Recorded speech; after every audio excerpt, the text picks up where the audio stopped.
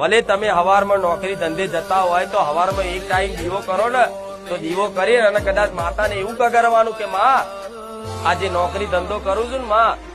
એ તારા આશીર્વાદ થી માં કરું છું. નકર આવા સમયગાળામાં તો એવો સમયગાળો ચાલે છે ને કે આ ગમે તેટલા ભણેલા હોય, તમારી જોડે ગમે તેટલી ડિગ્રીઓ હોય, આ તમને નોકરીઓ નહીં મળતી.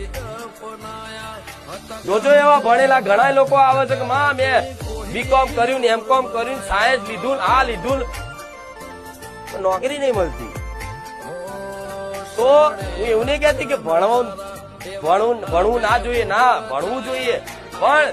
તમારી જોડે જે તે નોકરી ધંધો હોય ને એ તમારી માતાને આગળ કરીને જાઓ અને નોકરી ધંધો કરો ને કહેવાય કે માં આ ધંધો માં હું કરું છું, નોકરી હું કરું છું, પણ માં તું મને નિમિત્ત બનાવી આ મારો રોજગાર તું ચલાવજે.